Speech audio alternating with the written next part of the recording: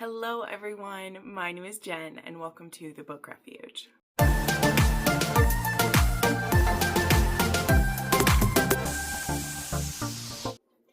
Alright, hello my friends and welcome to another weekly wrap up. I think we are at week 47. What the hell? The end of the year is coming really fast.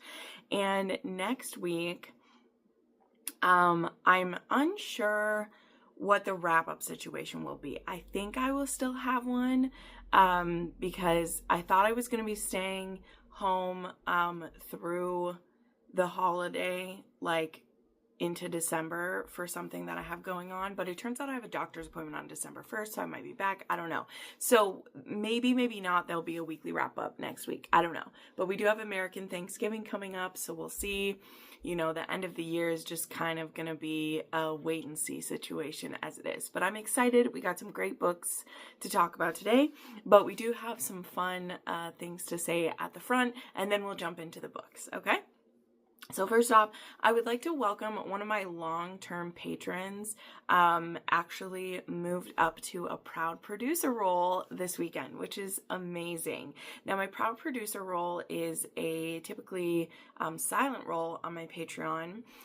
It is the top tier. It is the tier I started that is just like the crazy tier for people who want to support me, but don't really need or want some of the like extra things that come with. And by that, I mean like the physical things that people on Patreon get. And the proud patron, still proud producer role, gets their name, you know, at the front of the titles. You always see that. They're always listed in the description as being a producer of the channel, as well as they still get access, of course, to the like vlogs and voting rights and all that stuff too. But Becky actually joined the proud producer tier. So Becky, thank you so much. She has been a supporter of the Patreon literally since it started. And you know, sometimes people pop up to the proud producer role for just a couple of months, because again, it is a $100 a month tier, and it is for like straight up supporting only. So I have a few people who've been in it for a long time, but I've also had others who just pop up for a little bit to say like an extra thank you, and then we'll pop back down to another level. But either way, I'm just so blessed. So thank you so much. I know this is a crazy tough time. It's a tough life. Like, I should stop saying the time of year specific. Like, it's just a tough life out there, and it's not getting any easier for a lot of us. So I will continue to say this till I am blue and purple in the face. I'm so thankful that anyone spends any of their hard-earned money on me here, especially as YouTube continues to throttle what I do, really trying to brainstorm how to still keep what I love going and shift a little bit to maybe shake things up with YouTube. But I don't know, guys. I don't know what I can do. And honestly, it's too stressful to think of trying to like change things up too much. But it's just a weird position to be in. But anyway, so that's happening. Now, the one other thing to mention is that having to do with my Patreon, I haven't had a good sale in a while. And since we're coming up to Black Friday, I thought now was a good time to offer it. So from right now, which I'll have a link in the description for, until the end of November, I'll be running annual sale discounts for the Swooning for You and the Faithful Follower tiers on Patreon. You'll be able to sign up for an annual membership for 1 year. That means you'll be charged once up front, and then you'll have access for a whole year to those two tiers. Now, the Swooning for You tier, that's the one who gets to vote on the exclusive review that I do. And that is also the person, that's also the level that gets that exclusive review. They vote on it. The Faithful Follower tier is the one where they get all the access to stuff in the Swooning for You tier, but you also get the behind the scenes vlogs that I put up. About 2 to 3 of those a month go up is about what you get. So that is some extra content that's just for you guys over there. So I also have a behind the scenes video planned of my journal setup for 2026. I've been working on that slowly, and as well as other updates and things. And I do also have some plans for my December, some giveaways that I'll be doing that are exclusive to Patreon, though those are available on the free tier, so you just need to be following my Patreon. So make sure you check that out. Now, enough of an ad for myself, but you know, if I want to keep doing what I do and provide this for free for all of you, it's the patrons who really help it happen. So that's why we got to take some time for that. But let's go ahead and get into the books that I read this last week, because we definitely had some interesting ones. Now, I do have 2 books to quickly mention that were for my book club with Crystal, and I'm not going to go into details about them because we spent a whole hour talking about them, but I'll just give you a really brief synopsis for them, because particularly I know one of these books is one that people wanted, but that is a public book club. It's literally up right now. I'll link it, so it's not like that's behind a paywall or anything. But the 2 books that we read for our autumn session of Rake Appreciation Society was The Tribune Temptation and Of Lands High and Low. This one is by Martha Keyes. This is by Jenn. So this one had been on my TBR, honestly, since the author popped on the scene. I was so intrigued by an ancient Roman romance. And I have actually read the prologue, like prequel is what I mean, the prequel novel to this book, which is actually about the hero's adopted father and his mother. And the hero in this one is actually a freed man who is in politics and is trying to get a position in the government there. And to do so, he really needs a wife, and he needs to be seen as more respectable. So his name is Aelius. And then we have Crispina, who is the daughter of one of Rome's oldest families, but she wasn't able to give her first husband a child, and so he actually divorced her. And so she then had to move back into her family's home, where honestly, she was pretty mistreated and seen as a burden. And her life is honestly looking pretty bleak. And so the only thing she really has to look forward to is that she is secretly teaching lessons to kids, teaching them how to read. And when she gets approached by Aelius at a party to ask if she would be his wife, they kind of come up with a deal to get her out of the situation that she's in, get her some more freedom, and to help him with his political career.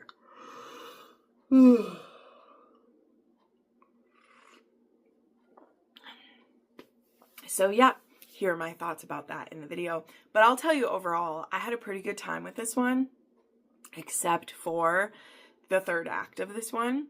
However, it's not like any of it was a surprise or like offended me. I can tell this is the beginning of an author's career. And I've been assured by everyone who's read more than just this book that the series gets better.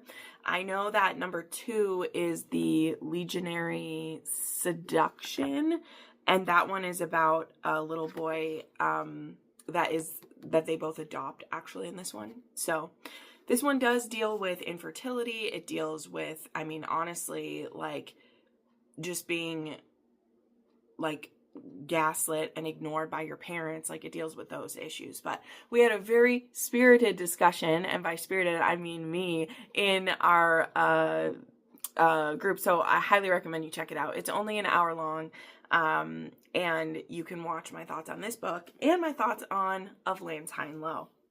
So this book, I should have said this. So the way that we do this is we do this book club every 3 months. So it's seasonally. That's why you'll see, if I ever post about it, I'll say our spring session or our autumn session or whatever. And this one was for the autumn session, right? And Crystal and I each pick a book, and then every 3 months we do book club. That just works out better, where we're not stressed. We're not, having a book every month, which honestly is just tough. It's tough for me to get through one, and I don't want it to feel like a chore. So instead it's every 3 months, and it just feels like a really great treat. And we had a lot of people join us for it this month, and it was just great. But anyway, so we read Of Lands High and Low.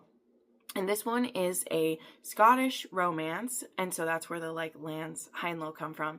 And it does take place during a time of illness in the time period that's happening. And we have this man who's come to kind of clean up his uncle's affairs. His uncle had died and left him as the heir to his home. And our hero is actually a personally disgraced surgeon. Let's just say it that way, because he's a doctor, but there's reasons why he's not practicing, and they're all his own, let's just say. He's not a disgraced doctor as in he got fired or is in trouble or anything like that. But there's that. And then his name is Graham. And then we have our heroine, who, her name is Isla, and she is living with her uncle, and she is actually the daughter of like a bastard. And so her uncle has always looked out for her, but he's also kind of been overly protective and a bit like suspicious always of outsiders and just all of these things. So this is a town very much full of suspicion and superstition, let's just say. And Graham coming in, who I believe is, he's very much considered the outsider, and they just want him gone as quickly as they can. And actually Graham's uncle was feuding with Isla's uncle. And so he's just not set up really for success in this area, let's just say. Let's just say that, okay? So, yeah. But then the main thrust of this story does have to do with a smallpox outbreak and kind of some safety measures that Graham is willing to do that the locals maybe are not. And Isla gets a bit mixed up in that and is really encouraging him in doing this when he really would rather give up on medicine altogether. So that's kind of what I'll say about that. Again, we had a very lovely discussion about this in book club, and overall I was quite moved. And I'll say this to maybe pique your interest for you to go watch that book club we did. This book reminded me of Poldark. Okay, this reminded me if we had Dr. Ennis, and, it wouldn't be with Caroline, which, I love my Caroline so much. If you remember my reviews of Poldark from way back in the day, I've read every single Poldark book by Winston Graham, every single one. Love those. And he really reminded me of a Dr. Ennis, and the superstition and the stuck in their ways kind of doctoring that you see in that series is really what I felt in this one.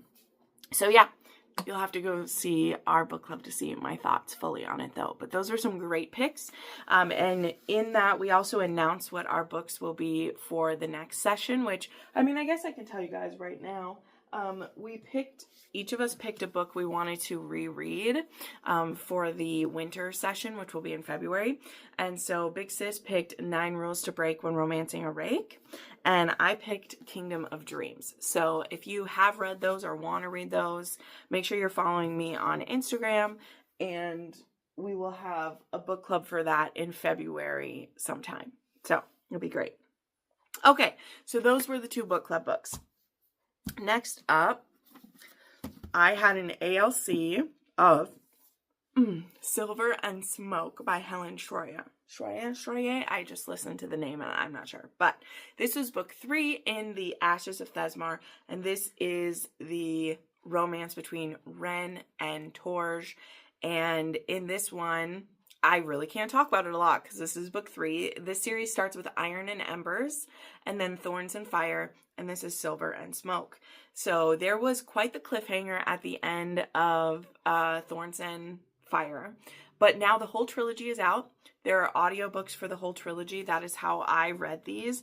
I had an arc of book 1, an arc of book 2, and then I got the ALC for this one, which was great because I love the audiobooks. These are narrated in dual format by Matt Hayes and Amelia Bauer. These are third person point of view, but it is dual like POV how it's in here.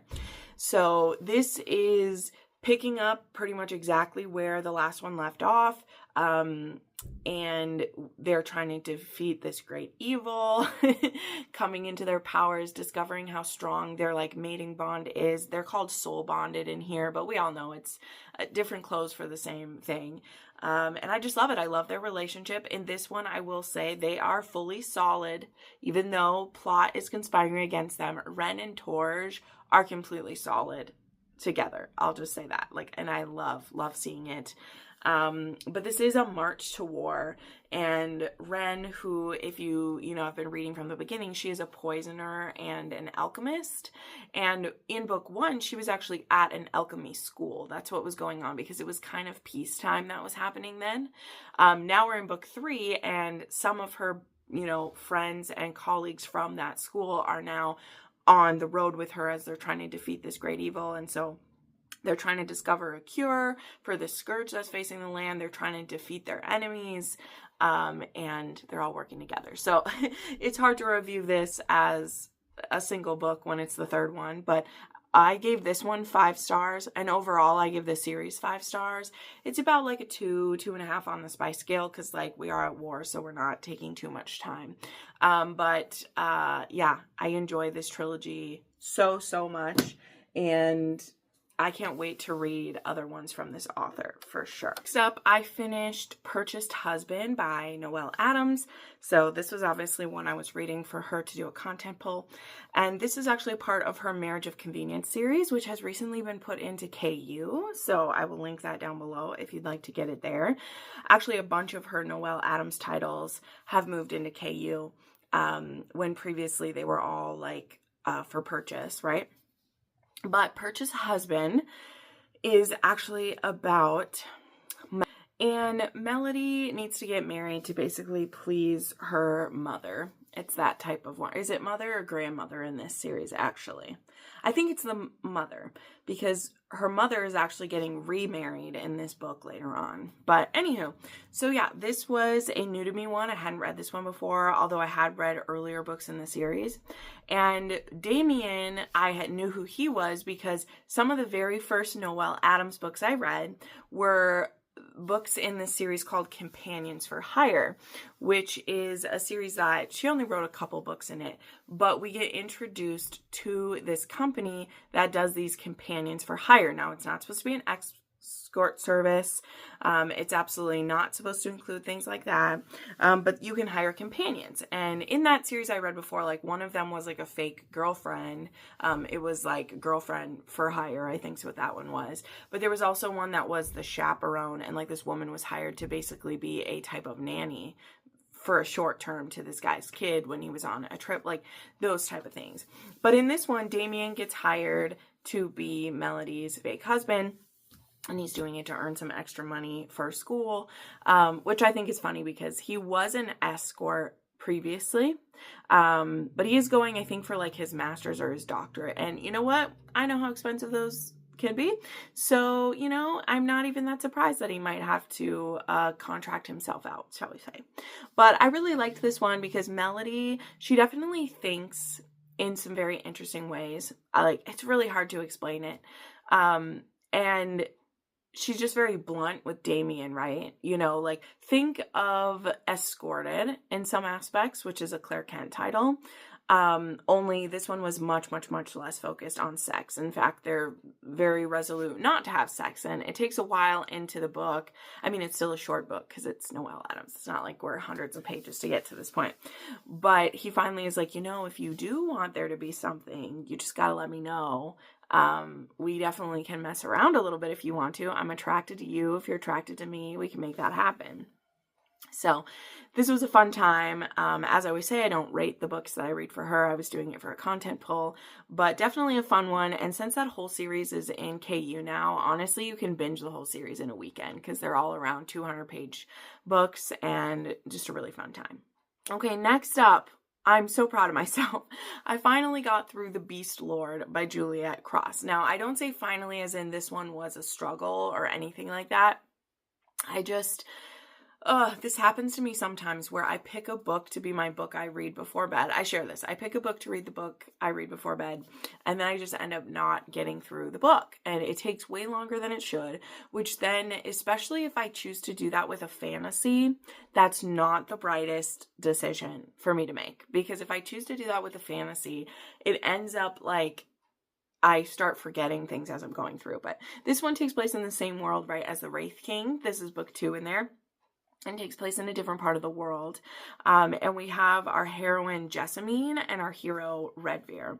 And he's a beast lord. He has this giant wolf companion.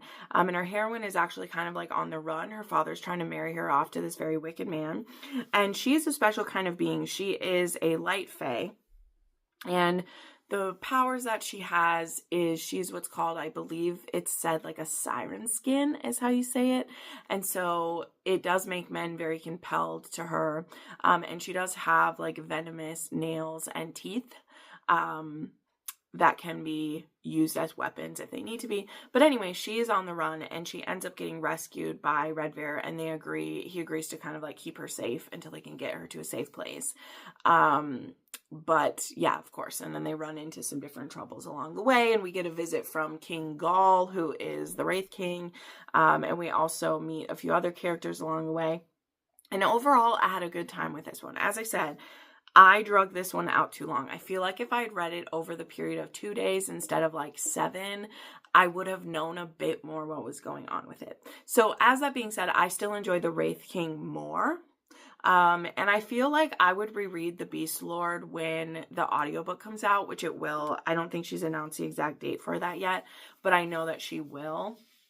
And when she does release the audiobook, I will probably do a reread of it so that I can ground myself back in the story for sure. But another great one. I love this cover. The art for this is fantastic.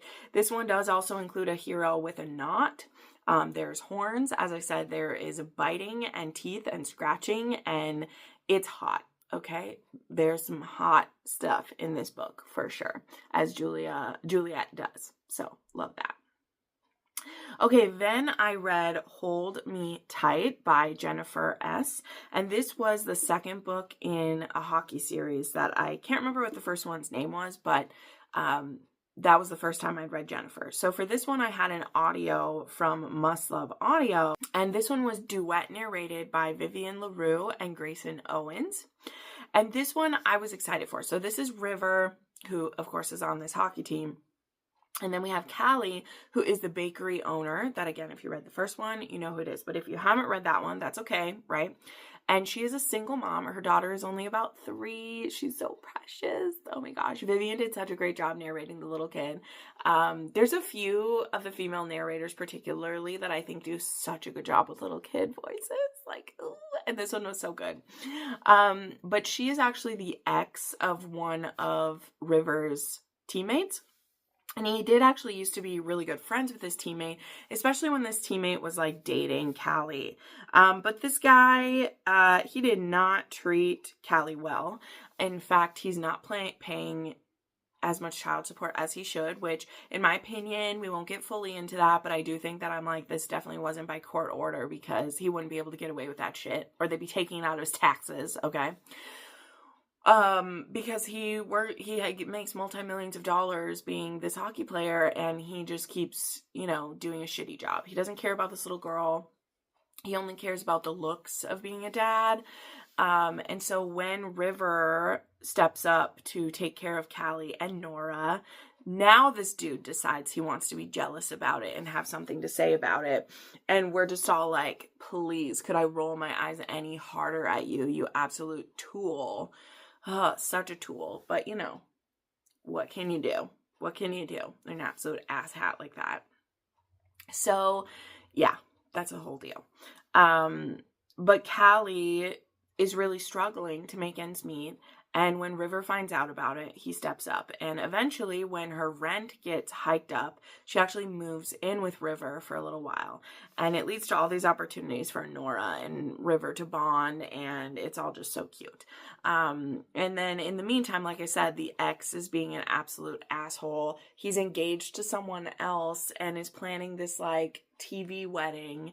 And it's just an absolute ass. So yeah, just be prepared for that, to be frustrated and irritated at stuff like that a lot.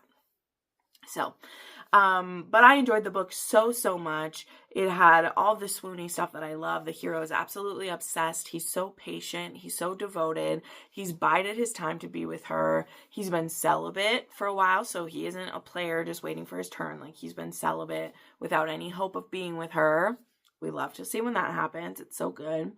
And it was just a really beautiful story. I gave this one 4.5 stars. And it is a 3 on the spice scale. he also, oh my gosh, I forgot to mention, one of the spicy things that happens in here is that he finds out too that she hasn't really masturbated at all, even though hasn't been with Knox, I think is the guy's name. I don't remember his name, but the asshole guy, since before the baby was born. And she just doesn't take any time for herself. And so, of course, River wants to get all up in her business. Let's be real, he does. But he buys her toys for her to start figuring her body out and seeing what she likes. And I mean, he may or may not help her out with those a few times, right? He may or may not help her out with those a few times. And we love to see it. So, love it. Okay, then I had a reread of Brutal Ambition by Sam Mariano. One of the annotated books that I did for one of my patrons was this one. And so it was great because I want to eventually annotate like all of Sam Mariano's books. So I was glad that this one was picked. Now this one is the standalone, but it's also a side quest that connects with the Coastal Elite series, okay? And you get a really good look at Dare and Sylvan in this one. And this book actually starts the same time as Surrender, or Sophie's Surrender, whatever it was originally called, right? Because Sylvan is supposed to be helping Killian out with this scenario that they're in. And Sylvan ends up getting distracted by Sophie, and that's what is happening in that book. But so these both take place, they begin at the same Halloween party. Now, Killian is at this party to keep an eye on this rival secret society. Now, he doesn't call the other secret society a secret because it's like if people know about it, it's not a secret. But Killian himself is a part of a secret society called the Blue Bloods, and that's what's going on at this college. And there's actually, what she did is very helpful. At this college is called Calhoun, and there is this Blue Bloods, and there are members in this club. And you'll see Dare is actually a freshman at this time in this one. And the seniors in this one are Sylvan, Hex, Killian, and Shane. And those are all characters that we'll see in here. They're all pretty tight with one another, of course. I won't explain what the Blue Bloods do or why they're different from other secret societies, but they are. And this faux secret society is planning a virgin sacrifice for Halloween because they think that is a good idea and a good way to not get attention by murdering a woman, or raping and murdering a woman will be a really great way to not get attention. And our poor unsuspecting heroine, her name just went right out of my head, Bryn, sorry. She gets invited to this party by this absolute douche canoe. She was excited to go. She dresses up like Christine Daae, which happens to be in this white virginal, nightgown dress, right? We all know it. There was lots of references to Phantom of the Opera in here, and it made me really happy. And before she knows it, she is being like tied down to a pool table or something and is going to be raped and murdered. And Killian steps in to save her, though he doesn't do it out of any sense of wanting to be a hero. He just really doesn't want these guys to rape and murder a girl and bring heat to their college, right? So totally not the knight in shining armor type. But once he's rescued her, he lets her know, like, you can't just go back about your normal life because these people know about you and they're not going to want you to tell anyone, and you need to be protected now. And so, he may also want to keep her for himself. That may also be why. But overall, we do get a peek into this world, and I think it's very interesting. And though, Sam is not done with the rest of the Coastal Elite series, she's working on that right now. I'll be very interested to see what we get from all of this, because there's definitely like the rules of the Blue Bloods that Dare has been initiated into and the things going on. I'll be very interested what that means for the rest of the Coastal Elites for sure. So 4.5 star read for that one, 4 on the spice scale in that one. Very good times. Check your trigger. Okay, to round off the week, I actually had a DNF. I just could not get into this one. And the difference being, how the Beast Lord took me like a week to get through it. But I did, because I was enjoying it. I just was reading it right before bed and I fell asleep. And that didn't have to do with the book being bad. It just had to do with me being tired. It happens. So, yeah.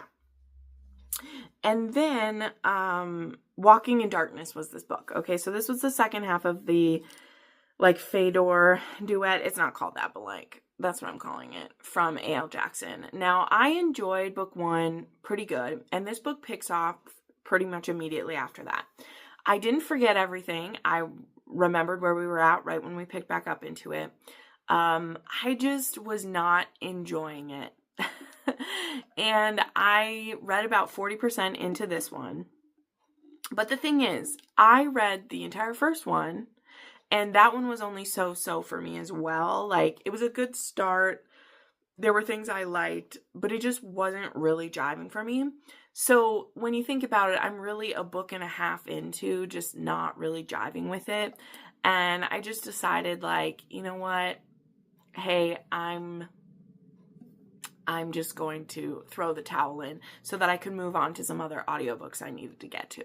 So I don't have awful things to say about it. I'm not even going to go back through this story. Like, you can look up my previous review of book 1 if you're interested. But I did have an ALC of this, so I didn't want to tap out. But I just got a lot going on and it wasn't working. So I did tap out of it. And that's where we're at. So, yeah. Definitely not awful. The world is interesting. I still stand by the fact I think A.L. Jackson writes the fantasy vibe very well, but I just wasn't feeling like it was paying off with anything other than just vibes. So, yeah. But anywho, so yeah, that is everything that I read this week. There were some really fun ones in there. And yeah, I hope everyone has a great American Thanksgiving. If you're here, I do still have videos planned to go up during that week, including one for Thanksgiving Day, though it is a fun, more, it is a tag video. But I still wanted something to go up for you guys just so that you had something to enjoy still. And yeah, definitely check out the sale I have running on Patreon. Or you're always welcome to support me right here in channel memberships on the Book Refuge here. So we love to have you, and we'll see you next time. Bye.